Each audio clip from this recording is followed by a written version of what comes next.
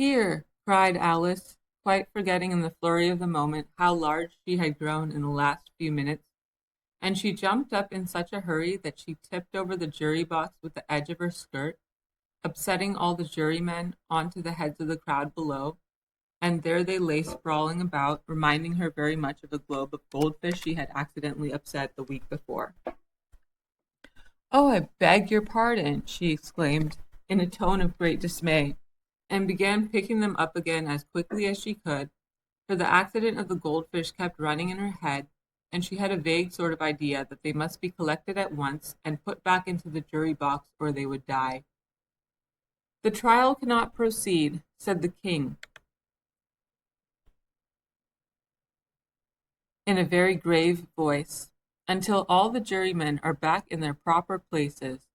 All," he repeated with great emphasis, looking hard at Alice as he said so.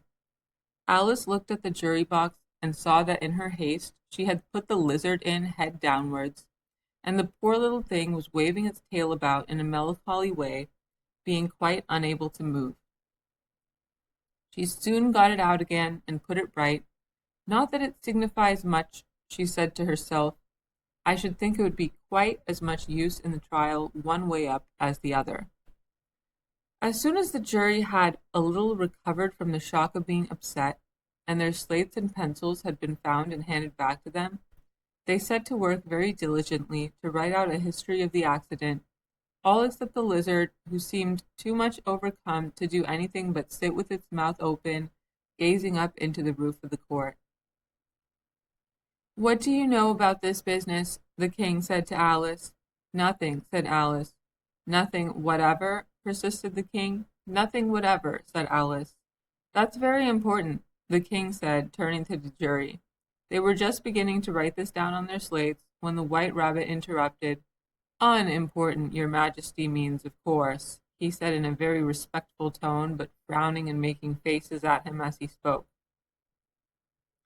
"Unimportant, of course I meant," the king hastily said, and went on to himself in an undertone. "Important, unimportant, unimportant, important," as if he were trying which word sounded best. Some of the jury wrote it down important and some unimportant. Alice could see this, as she was near enough to look over their slates. But it doesn't matter a bit, she thought to herself. At this moment the king, who had been for some time busily writing in his notebook, called out, "Silence!" and read out from his book, "Rule 42, all persons more than a mile high to leave the court." Everybody looked at Alice. "I'm not a mile high," said Alice. "You are," said the king. "Nearly 2 miles high," added the queen. "Well, I shan't go at any rate," said Alice. "Besides, that's not a regular rule. You invented it just now." "It's the oldest rule in the book," said the king. "Then it ought to be number 1, said Alice. The king turned pale and shut his notebook hastily. "Consider your verdict," he said to the jury in a low, trembling voice. "There's more evidence to come yet, please your majesty," said the White Rabbit, jumping up in a great hurry. "This paper has just been picked up." "What's in it?" said the queen. "I haven't opened it yet," said the White Rabbit, "but it seems to be a letter written by the prisoner to somebody." "It must have been that," said the king, "unless it was written to nobody, which isn't usual, you know." "Who is it directed to?" said one of the jurymen.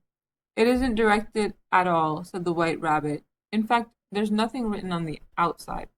He unfolded the paper as he spoke, and added, "It isn't a letter after all. It's a set of verses." "Are they in the prisoner's handwriting?" asked another of the jurymen. "No, they're not," said the White Rabbit, "and that's the queerest thing about it." The jury all looked puzzled.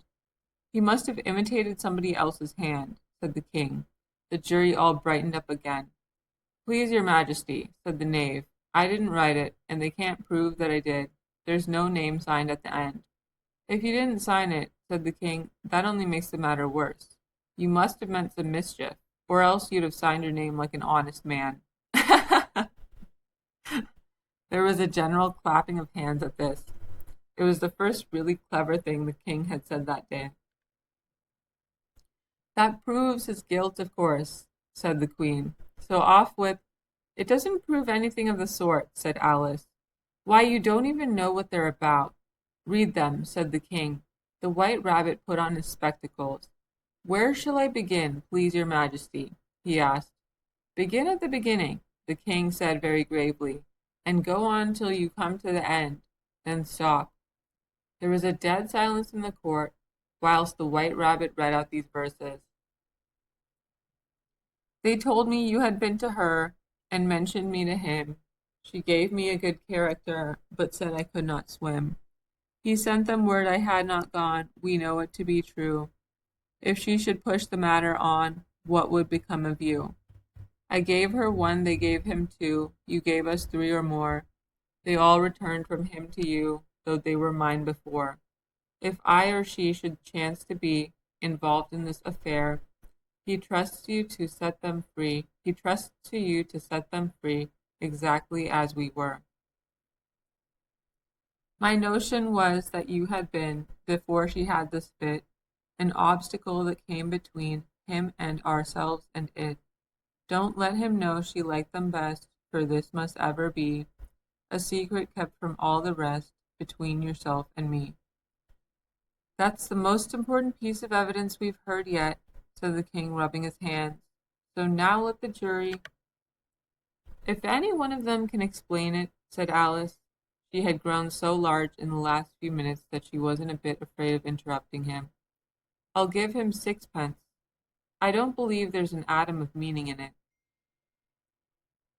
The jury all wrote down on their slates, She doesn't believe there's an atom of meaning in it, but none of them attempted to explain the paper.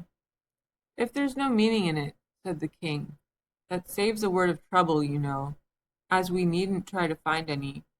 And yet I don't know, he went on, spreading out the verses on his knee and looking at them with one eye. I seem to see some meaning in them after all. Said I could not swim. You can't swim, can you? He added, turning to the knave. The knave shook his head sadly. Do I look like it? He said, which he certainly did not, being made entirely of cardboard. All right, so far, said the king, and he went on to muttering over the verses to himself. We know it to be true. That's the jury, of course. If she should push the matter on, that must be the queen. What would become of you? What indeed? I gave her one, they gave him two. Why, that must be what he did with the tarts, you know. But it goes on, they all returned from him to you, said Alice. Why, there they are, said the king triumphantly, pointing to the tarts on the table. Nothing can be clearer than that. Then again, before she has this fit, you never had fits, my dear, I think, he said to the queen. Never, said the queen, furiously throwing an inkstand at the lizard as she spoke. The unfortunate little Bill had left off writing on his slate with one finger, as he found it made no mark, but he now hastily began again, using the ink that was trickling down his face as long as it lasted. Then the words don't fit you, said the king, looking round the court with a smile. There was a dead silence. It's a pun, the king added in an angry tone, and everybody laughed. Let the jury consider their verdict, the king said, for about the 20th time that day. No, no, said the queen. Sentence first, verdict afterwards. Stuff and nonsense, said Alice loudly. The idea of having the sentence first. Hold your tongue, said the queen, turning purple. I won't, said Alice. Off with her head, the queen shouted at the top of her voice. Nobody moved. Who cares for you, said Alice. She had grown to her full size by this time. You're nothing but a pack of cards. At this, the whole pack rose up into the air and came flying down upon her. She gave a little scream, half of fright and half of anger, and tried to beat them off, and found herself lying on the bank with her head in the lap of her sister, who was gently brushing away some dead leaves that had fluttered down from the trees upon her face. Wake up, Alice dear, said her sister. Why, what a long sleep you've had. Oh, I've had such a curious dream, said Alice, and she told her sister, as well as she could remember them, all these strange adventures of her that you have just been reading about. And when she had finished, her sister kissed her and said, "It was a curious dream, dear, certainly, but now run into your tea. It's getting late." So Alice got up and ran off, thinking while she ran, as well as she might, what a wonderful dream it had been. But her sister sat still, just as she left her, leaning her head on her hand, watching the setting sun, and thinking of little Alice and all her wonderful adventures, till she too began dreaming after a fashion, and this was her dream. First she dreamed about little Alice herself. Once again the tiny hands were clasped upon her knee, and the bright eager eyes were looking up into hers. She could hear the very tones of her voice, and see that queer little toss of her head to keep back the wandering hair that would always get into her eyes. And still as she listened, or seemed to listen, the whole place around her became alive with the strange creatures of her little sister's dream. The long grass rustled at her feet as the white rabbit hurried by. The frightened mouse splashed his way through the neighboring pool. She could hear the rattle of the teacups as the March Hare and his friends shared their never-ending meal, and the shrill voice of the Queen ordering off her unfortunate guests to execution. Once more the pig baby was sneezing on the Duchess's knee, while plates and dishes crashed around it. Once more the shriek of the griffin, the squeaking of the lizard's slate pencil, and the choking of the suppressed guinea pigs filled the air, mixed up with the distant sob of the miserable mock turtle. So she sat on with closed eyes and half believed herself in Wonderland, though she knew she had but to open them again, and all would be changed to dull reality. The grass would be only rustling in the wind, and the pool rippling to the waving of the reeds. The rattling teacups would change to tinkling sheep bells, and the Queen's shrill cries to the voice of the shepherd boy, and the sneeze of the baby, the shriek of the griffin, and all the other queer noises would change, she knew, to the confused clamor of the busy farmyard, while the lowing of the cattle in the distance would take the place of the mock turtle's heavy sobs.